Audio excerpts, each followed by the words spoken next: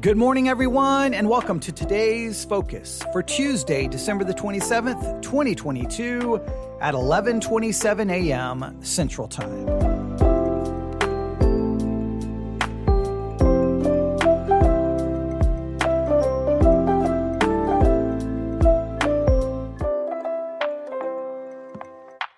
Today's Focus, made up Bible verses.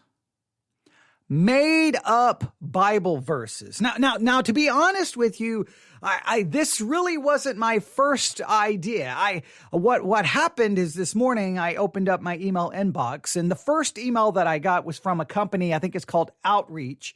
And they were like, hey, you need to order your church bulletins through us. And I was sitting there looking at the email, and I'm like, wait, now remember, today's focus is just giving you something to focus on. It can be about anything. So I know you're going to be like, that would have been a weird program. But I was looking at this, and all I could think about is, why do churches do church bulletins? I don't understand the need for church bulletins. Like, why would you spend the money and the time to make church bulletins, right? You hand everyone this little booklet, a couple of sheets of paper or one sheet of paper folded three different ways, whatever you do or ever how you create a church bulletin, you hand it to people, they look at it, and then it's thrown away. Like, what's the point? I don't understand church bulletins. I do not understand the purpose of church bulletins. I didn't understand them. I don't understand them in 2022. I won't understand them in 2023. I did not understand them in 1995. I didn't understand them in 1990. And I didn't understand them in 1987, 1988, or the first time I was handed a church bulletin when I walked into a church. Now, in a liturgical service, a church that's very liturgical, you may have a reason or justification for a detailed church bulletin to let everyone know when to stand, when to kneel. Okay, we're going to be saying this. We're going to be reciting the Lord's Prayer. We're going to be reciting the Apostles' Creed, the Nicene Creed, the Chalcedonian definition, whatever the case may be. But in most churches, I don't understand the church bulletin. But that's what I was going to talk about, right? So I saw that, and I just started like, I've got to talk about it because that's what I'm focusing on today. And I'm going to get to the bottom of it. Why do church bulletins exist? But then I thought, okay, do I talk about that? Well, then I looked down at my next email. And my next email said, 8 key Bible verses were just made up. And I was like, wait, what? There are 8 key Bible verses? And they were just made up. I'm like, okay, you had me at made up, right? You had me. So I'm like, I've got to talk about this. So I started reading the email, and I was like, what in the world? Okay, I am trying to understand this. So this just screams that a series is coming.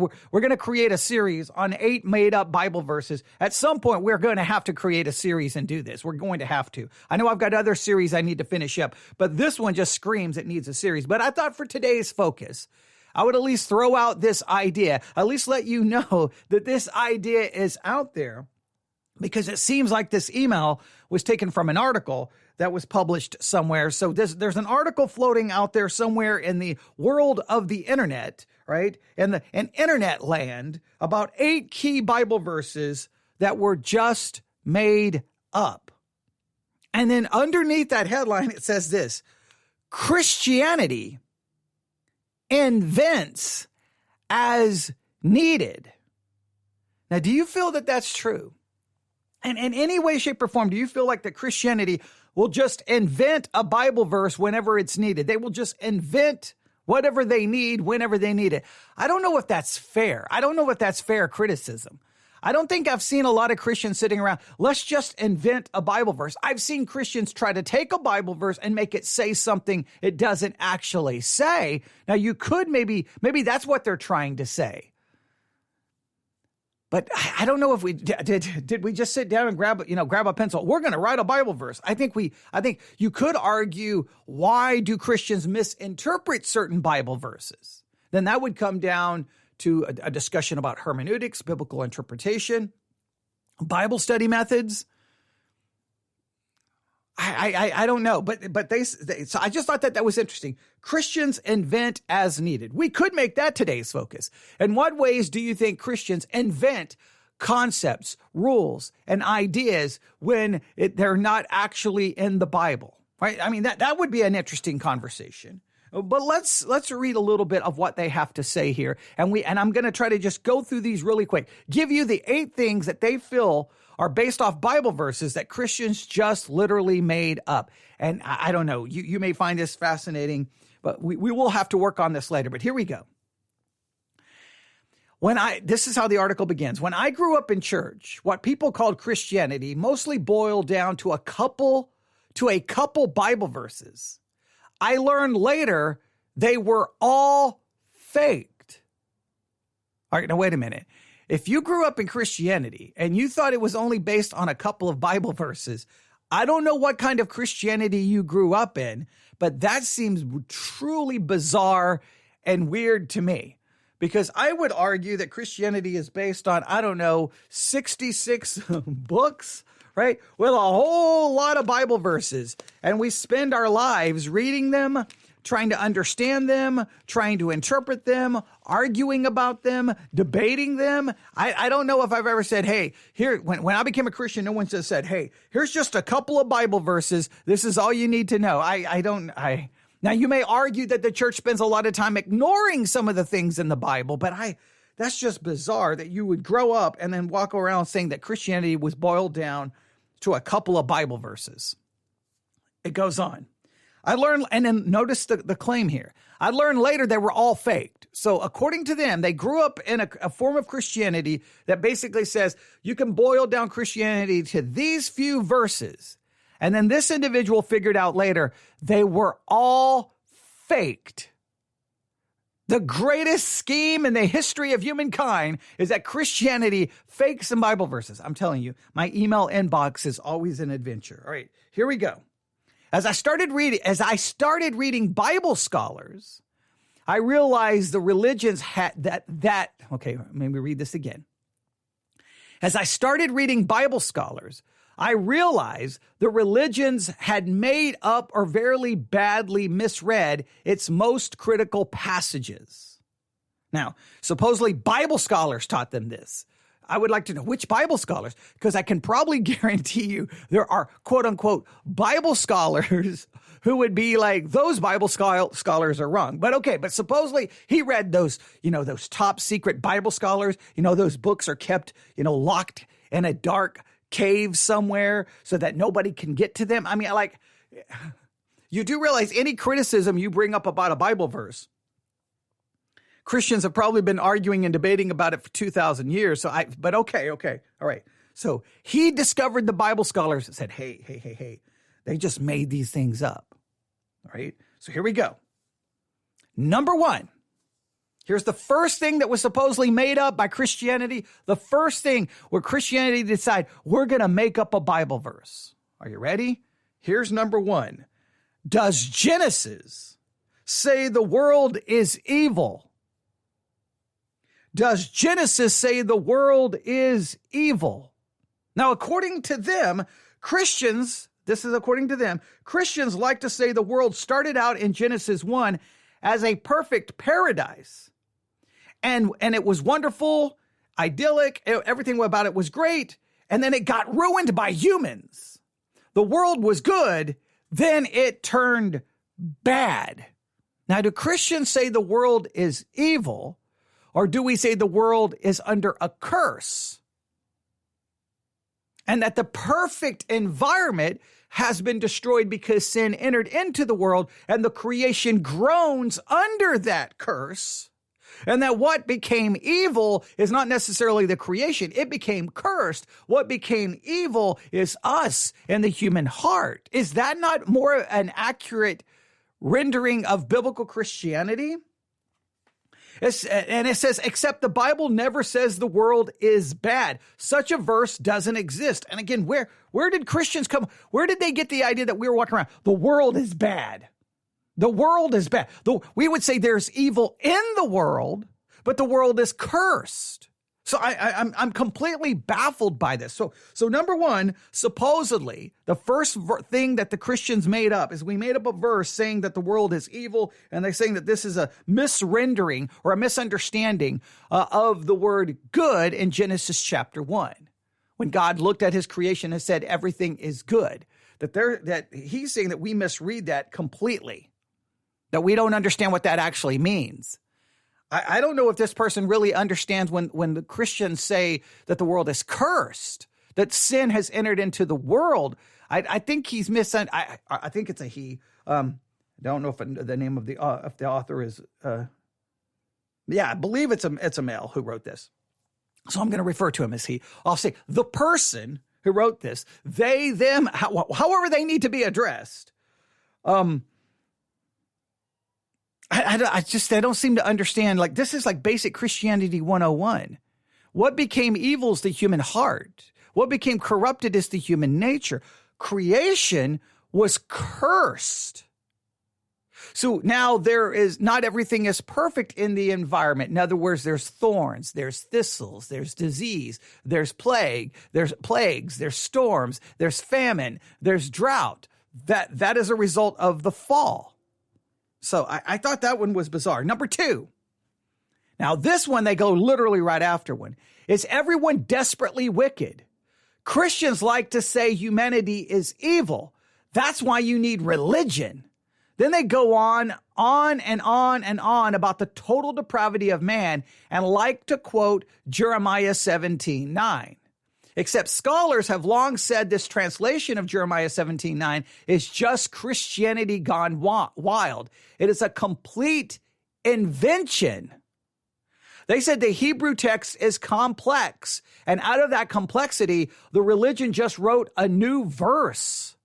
So according to them, we've completely misinterpreted Jeremiah 17:9, and it doesn't say anything like it's supposed to say. According to them, it says, here's the translation: the heart is more closely kept than anything, and humanity, what human being can know it? So they are saying that it does not say that the heart is deceitful above all things and desperately wicked. According to this, they're arguing that it should be translated that the heart is more closely kept than anything, and humanity, what human being can know it. Now, my argument is, let's throw out Jeremiah 17:9. Let's just, for argument, throw out Jeremiah 17:9. Do you not believe that when you go from Genesis to Revelation, the one thing we constantly see is the depravity in human beings and sin and sin and sin and sin and sin, that all have fallen short of the glory of God, that all are sinners, that we are dead in our trespasses and sins? So even if you make an argument, now at some point maybe we'll do a series on all of these and look at them, but I would really like to know, because I think if you look up every English translation of the Bible in existence, I think they all will handle Jeremiah 17:9 in a relatively similar way. And he's saying that no, that everyone got it wrong and we completely made it up. Right? Number 3. Is lust forbidden, according to this email? Now again, this email is claiming that there are basically eight key Bible verses and that Christianity just made it up. So we made up Bible verses in Genesis 1 saying that the world is evil because the world was good and it changed, that we made up Jeremiah 17:9, that we've completely invented that translation, that the heart is deceitful and wicked and deceitful above all things. Now, number 3, they're claiming, is lust forbidden? This is what they say. If people knew one thing about the Bible, it's that the world is sinful and evil. And if they know 2 things, it's that God hates sex. Isn't that clear in Jesus' speech on Matthew 5:28? But I tell you that anyone who looks at a woman lustfully has already committed adultery with her in his heart. Except this is still Christianity making, and I can't use the word they use, I will use this. Except this is still just Christianity making dung up. All right, they use an expletive here that we just make up stuff. They say the Greek word is translated lust, but there is no possible lexical context for this being a reference to inner erotic interest. Typically, the word means desire, as in really wanting anything. Jesus lust in Luke 22:15 to eat the Passover. The word can be translated, can also translate the Hebrew word for covet as used in the Ten Commandments. That seems to be the context of Jesus' speech. To covet is to want something someone else owns. But Christianity invented a verse that seemed to have Jesus referring to all inner erotic interest as bad. So once again, they're saying that because we made it up, according to them, that when Jesus says you can't look at a woman with lust, that's just a made up Bible verse. Now, we'll have to stop there because we're at our 15-minute mark. So let's go through this again. According to this email that I've received today, the 8 Bible verses were just made up because Christians just invent things. The first one that they supposedly say we made up is that we made up the idea that the world is evil. This one is bizarre to me because they don't really give us they say that we just misunderstand the word good, that when God said everything was good, but they seem to misunderstand what Christianity is actually teaching. We actually teach that the world is cursed, which is explicitly stated in Genesis, and in Romans talks about all of creation groaning. So just look at the world. Pain, suffering, and death, clearly something is wrong, right? And that we believe the human heart has become wicked. So I don't know what number 1 is really referencing. They seem to misunderstand everything. Number 2, according to them, is that Christianity made up and completely wrote Jeremiah 17:9 to fit our agenda of saying that people are sinful. They're saying Jeremiah 17:9 should not be translated. The heart is deceitful above all things and desperately wicked, and who can know it? But it should be translated, the heart is more closely kept than anything, and humanity the heart is more closely kept than anything, and humanity, what human being can know it. They're saying that's the correct translation. Now, my argument was, you know how I like to deal with people who disagree. Okay, I agree with you completely. Let's throw out Jeremiah 17:9. Now, let's go back to Genesis and read from Genesis to Revelation and see if we can still prove the doctrine of human depravity and that the heart being deceitful and wicked without the use of Jeremiah 17:9. And I will argue we can probably come very close to proving it even without Jeremiah 17:9. But I would love to see how supposedly that we've all got Jeremiah 17:9 wrong. That would be an interesting study, but I'll leave it for you today. And then number 3, according to this email, that once again, Christians, we made up the idea that Jesus is condemning us looking at that condemns anyone who looks at a woman with lust. That once again, we just made that up. According to them, that all Jesus is really doing is condemning, coveting what someone else owns. That's all he's really doing. That's all he's really doing, so that we can look at women with lust and it would be perfectly okay because it's not condemned. I don't know. I don't know if that would, I don't know. It says, but once again, we created that. We just made this up. We can look at that today, or well, not on this episode, but we will look at these in more detail. I wanted to just present this to you because obviously I'm going to be focused in on this today. Remember, today's focus, in many cases, it's just what I'm focusing in on and you just get to hear, but it also gives me the opportunity to say, hey, what do you think about this? So what do you think about this? According to them, there are 8 key Bible verses that Christianity just made up. Number 1 is, according to them, Genesis doesn't actually say that the world is evil, so we made it up. Number 2, the Bible doesn't actually say the heart is desperately wicked and deceitful above all things, that we made that up. And number 3, Jesus didn't actually say that you can't look at a woman with lust. He did not actually mean that. According to them, all of that is just made up by the church because we make up what we need. That is pretty bizarre to me because I know if there was one verse, I think I can't speak for women, but I think most men would be like, hey, If I could get rid of a verse, I would get rid of a verse that condemns me looking at a woman with lust, because I would feel a whole lot better about myself. I think most men would say, I don't see a lot of men going, man, I've got to make sure this says what it seems to say. I think if there was ever a verse people would try to get around, it would be that one. So where do you get the idea that the church just made? He speaks of it like there's the one church, and the one church says, hey, everyone, this is what you're supposed to believe. There isn't just one church from a practical human standpoint. There are all kinds of churches we're always struggling with interpretation and how to understand these verses. But it's just like there's some grand conspiracy out there, and we're like, hey guys, we're gonna convince all the men that they can't look at a woman with lust. We're gonna make this up so that we can enslave people. That's some conspiratorial craziness. But we will work on these. And if you want to work on any of these today, I would love to get your thoughts on these three. I know there's 8. Maybe tomorrow, maybe later today, I'll do a special episode of today's focus, and we'll look at some more of these. But I'm just baffled by it. I'm just baffled. Right now, I want to start working on some of these. The first one is, I think, easy to refute.